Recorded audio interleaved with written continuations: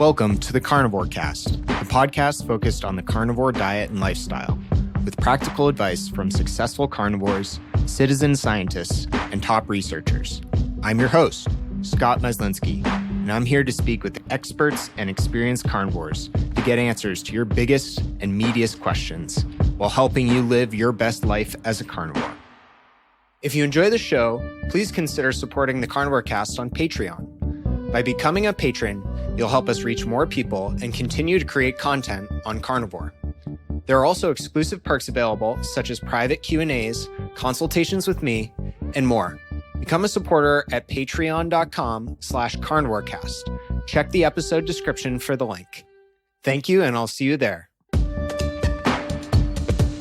Judy Cho is returning to the Carnivore Cast. If you missed our first episode together, definitely please go check it out. It's one of my most listened to episodes and one where I received the most praise, all because of Judy, of course. There we talked about Judy's personal nutrition, digestion and gut health on carnivore, feeding kids keto, and much more.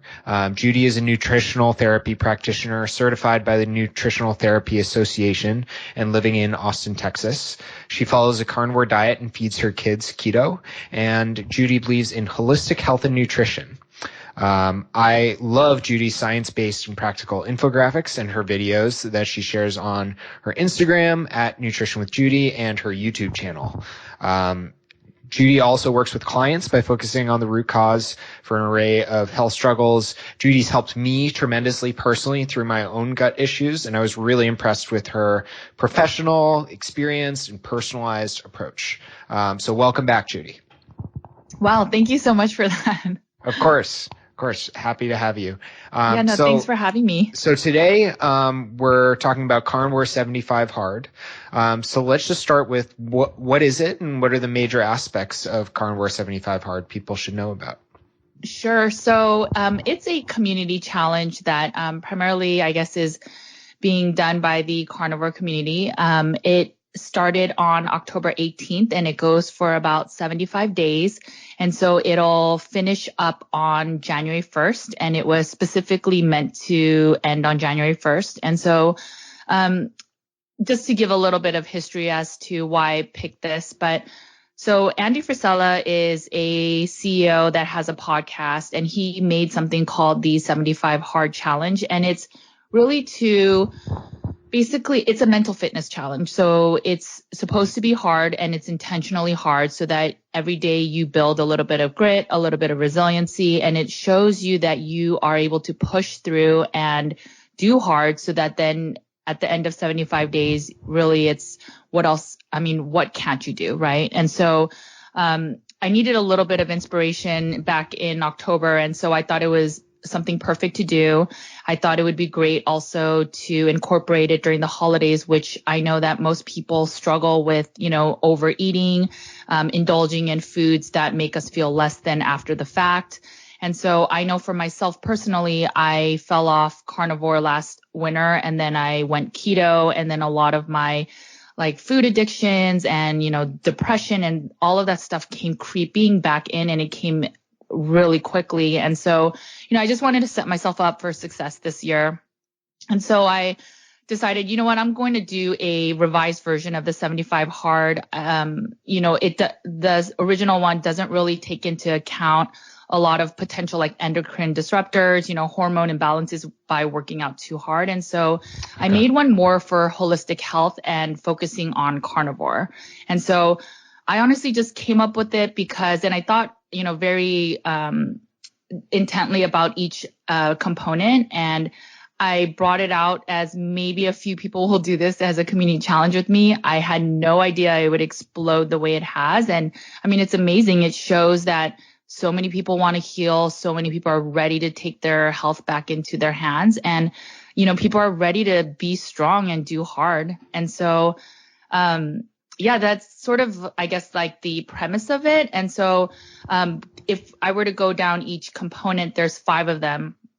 And so the first one is nutrition, which is it's carnivore focused. There's a rule about no snacking. So you can have 2, 3, 4 meals a day, but the rule is just no snacking. So no grazing. And the reason for that is I really wanted people to take a break, let insulin, because I mean, even if you eat proteins, it, has some effect on your insulin. And so it's really to sort of let your digestive system rest and digest.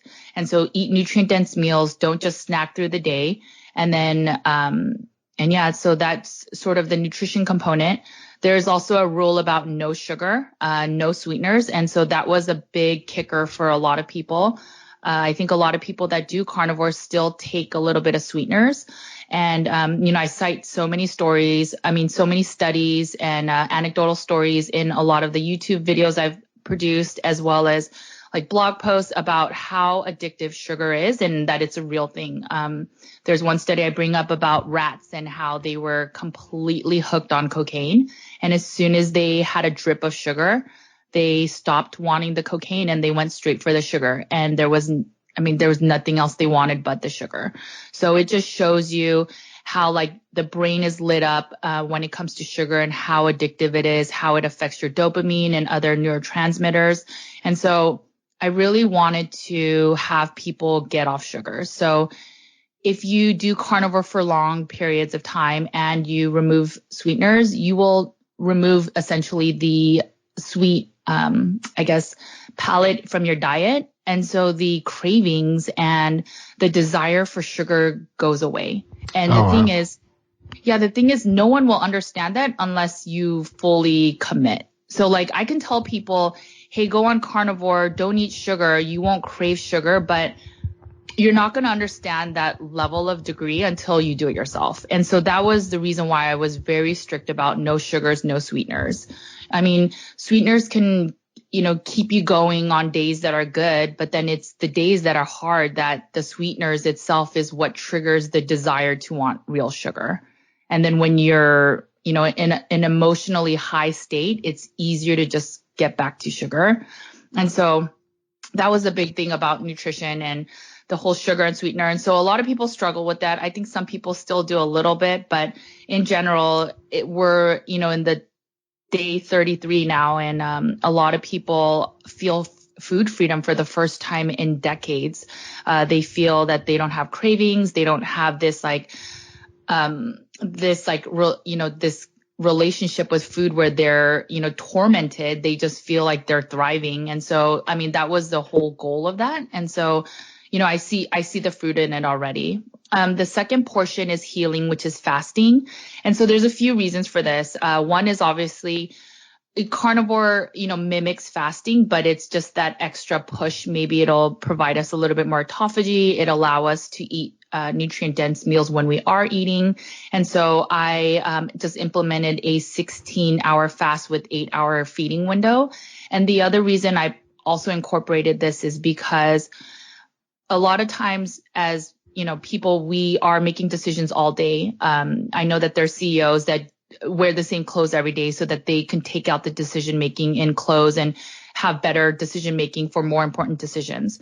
And so when you're fasting at night and you start having less abilities to say no to certain foods or cravings, well, if you're fasting at night, that decision making is just pulled out of your system. And so there's no question, like the answer is no, right? There's no question of what you can eat or how much. You're just fasting. And so that's why I implemented fasting. It's really the two parts of one, that it takes out the decision making, and then two, just to get more benefits of healing faster.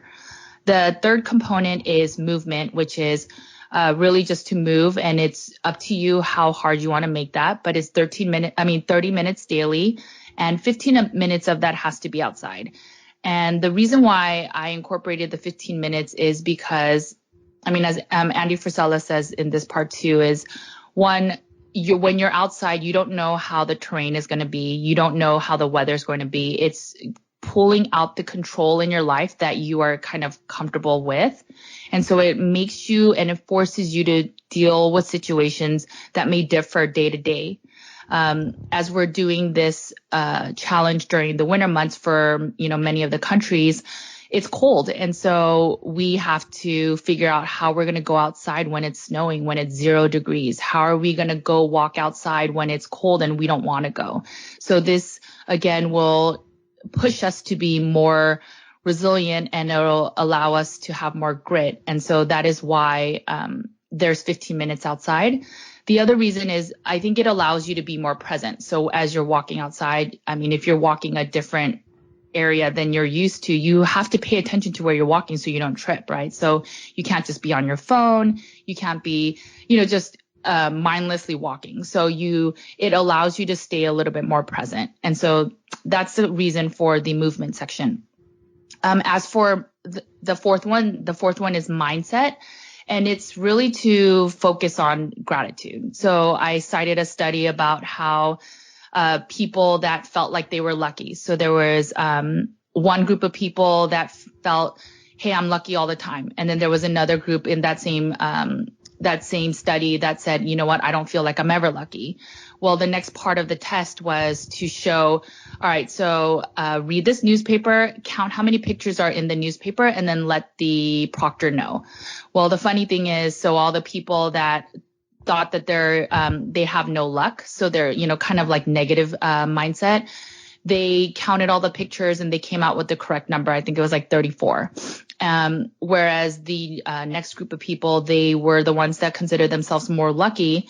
And they looked at the pictures, but then they also noticed that in the newspaper, it would say something like, oh, you can stop counting now. The correct answer is 34, and then go tell your proctor so that you can collect an extra $100. Oh, and wow. It was the same exact newspaper. The difference is that the people that are lucky saw the actual, the writing other than looking at just the pictures. And so what that study really shows you is that it's all about mindset, right? So everyone can start the day and think negatively, like, oh, the world's out to get me. And then when you have that mindset, right, then it starts sort of that whole process of mindset then affects behavior, then affects mood, and then affects action. And so the component of mindset is really to, okay, no matter what happens in your day, let's focus on things that are good. And in the last 30 something days, I mean, people have had bad days, and yet they still are able to pull out moments where they feel grateful that, maybe they have a house that they're in, that they're not freezing in the cold, right? Sometimes I see homeless people outside, and the other day I was walking in 30-degree weather, and I couldn't help but think like, wow, I'm really grateful that I have a home, because I cannot imagine those homeless people right now and how they're dealing with this cold weather when I'm only dealing with it for 15 minutes and I'm complaining, right? And so it's really to try to have people think of the greater things so that maybe then they don't miss opportunities, right? So they can see the writing on the newspaper instead of just focusing on the pictures. And the last component is community, which is this one was a big one for me. It's the holiday seasons. And a lot of times we actually get more stressed out than we're enjoying the season, because we think of all the parties we have to go to and, how, I haven't seen so-and-so for so long, and, oh, how am I going to feel? I've gained some weight. There's all these like little thoughts that we have. And so then we start feeling all this anxiety. There's also like all these events we have to go to, and like a lot of like the shopping and all this stuff. And it's just, let's just take a step back and let's just think about one person every day that we can genuinely give a compliment to, feel a little bit of connection, and that maybe then it'll allow us to really enjoy the season. So one, it'll help others feel a little better. So we don't know what that compliment does for someone else. It could make their day, and it could then be this effect where they then compliment someone else. And it just, it's this amazing effect. And also there are so many studies that show that when you do good for others, that is actually the ultimate way to feel more happiness than when you do good for yourself. So there are studies that show that like when you spend money on someone else or do good things or kind things for others, you actually are more happy than when you buy things for yourself, especially in the long term. So that is basically Carnivore 75 Hard, the community challenge. And I mean, people post about it. If you look up the hashtag Carnivore 75 Hard on, pretty much every social medium, it's there. So. Yeah, that's super awesome. Thanks for going through that, Judy. I really like how you brought in the research behind each of the aspects. Yes. And it's very intentional, and I love how it's a distinct package that people can follow and easily summarize and recite, but there's a lot of thought that goes behind it. Yes. Yeah. I mean, it was all intentional. And I think that's why, so much of the community is so into it right now because, I think people want to change and I think people want to get better. And I think people are, inherently good. And it's just, sometimes we just need a little bit of accountability. Sometimes we need a little change in environment. We just need a, community. It's so important. And I think the biggest thing that this offers everyone is hope. It's, every year we go through the holidays, we eat bad, maybe we gain some weight. And so come January 1st, we need to have this really strict regimen of, I'm going to have all these resolutions. Number one, New Year's resolution is always diet. You go to any market and they're always selling like some diet regimen, right? Come like December 28th. But what if this is the first year that you pass through Halloween, Thanksgiving, Christmas, and New Year's Eve, and you don't binge, you don't overindulge, and you feel so great that on January 1st, you're celebrating that you feel the best that you've ever have in a long time. And so I think people really, really take that to heart because I think we all go through it. I think we all experience during the holidays. While it's great to have community, we also experience the hardships of food. And so, I think Carnivore 75 Hard allows people to have hope for better days and better health. Yeah, that's great. And you mentioned when you went through some of the aspects, what people have liked, but what's the overall feedback been like so far?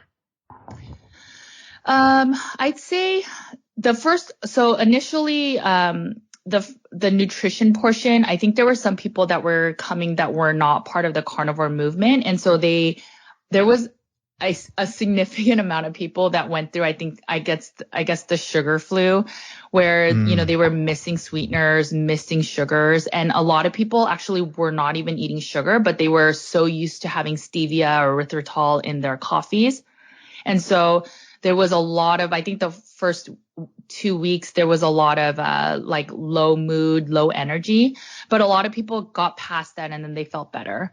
There were some people in terms of fasting, they were saying, oh, I'm so used to feeding my kids in the morning and I'm used to licking my fingers, trying a little bit. I didn't realize until they weren't allowed to sort of eat. And so they were fasting. And so I think that even took a few weeks for people to get used to. And then now I'm seeing people fast for days. Movement, I think some people were like, oh my gosh, the winters here get to 0 degrees and there is no way I could walk outside. And I said, you know what, like go outside for 1 minute at a time and go out 15 times. It's all about figuring out the environment and the situation and figuring out how you'll still have resolve. In terms of mindset, I think most people, it's easy for them to be grateful. People will say, you know what, today was a hard day, but I'm still grateful for X, Y, Z.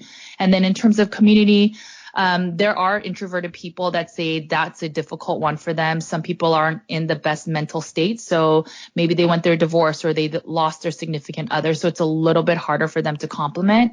So in general, I think on certain days, it's hard. One component is harder for the other than the others. But in general, I think the components as a whole has been making people stronger and have a, like love for life. That's the biggest thing I'm seeing now is I'm seeing the fruit that people, have sowed for 30 days. Like some people are loving life. Some people have lost weight. People are sleeping better relationships with their like loved ones and just a lot of movement. So as they move, they may take their friends and family with them on their walks. So it's been really good. It's been tremendous to see so many of the healing stories.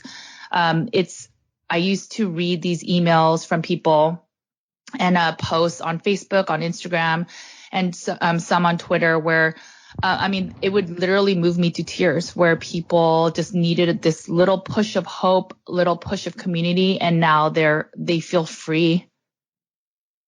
Yeah, that's really wonderful. And thank you for sharing that and making such a huge impact on a community that's already health conscious. I think it's really awesome how you can set this intentional, like using some of the principles around SMART goals and community accountability, create this really intentional program that makes everyone want to upgrade themselves. And I've certainly seen it online and in the community. People are really diving into it, like you say. And on that point, Judy, you've touched on it a little bit here and there, but who's this for? Is it experienced carnivores, people new to carnivore on keto? Who do you think Carnivore 75 Hard is right for? Sure. So when I first started, I assumed it would be for most carnivores, right? Because how many people that are going into the holidays wants to all of a sudden just eat meat when they haven't been? Right. But that said, there were several people, or I think a good amount of people that were keto that finally, they were carnivore curious and they finally just bit the bullet. But in general, I'd say it's for anyone. The fundamental components, they're the baseline. And so if you've already been eating carnivore and you want to up your game, you can make it stricter. And I did that. So right now I am only consuming beef and fish. And so other than chicken liver pate, everything else, I don't eat pork. I don't eat chicken. I don't eat dairy right now. And so for every component, it's really what is your hard, right? You got to figure out what will push you to feel grit and resiliency, and to put a little hard so that you know that you're able to accomplish anything after Carnivore 75 Hard is complete. Yeah, that's great. And how can people get involved, Judy? How can they start to join this? Sure. So it did start on October 18th, and that date was more for, there are several sponsors that have sponsored this event where depending on, who wins at the end on January 1st, we'll, select some winners and they get some prizes, but they're more tangible goods. At the end of the day, this shouldn't be about tangible goods. This should be more about showing your resiliency, realizing how strong you actually are and what you're capable of, and then also just gaining back your health, right? And so it's a lot of figuring out your why, figuring out like what motivates you, and just get back to healing and optimal health. And so that said, though, even if you didn't start October 18th, it's a revolving door. So we have a private Facebook group, which has, I think, 1,500 people in it right now. And so, everyone's welcome. Even if you're just kind of curious about the challenge and you're not ready to jump in, people are so open and welcome in that community. It's amazing. So they can join the Facebook group. We have a newsletter. And so I send a newsletter every 1 to 2 times a week. And it has people's motivational stories. It has some shares. It has our sort of like weekly challenges we do within the Carnivore 75 Hard challenge. So this week we're doing a recipe challenge. So it's send me all your pictures and recipes for the most like creative meat-based recipe, right? And so I'll probably make a little Carnivore 75 Hard recipe book, and I'll share it with the community. Yeah, so there's like little fun things like that to keep people motivated.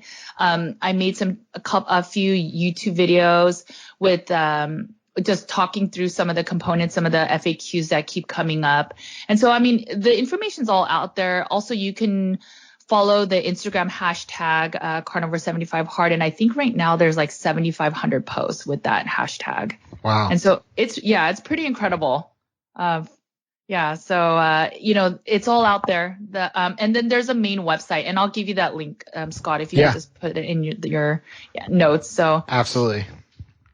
Great. Yeah, so I will link to all of that in the show notes, and also post it on carnivorecast.com.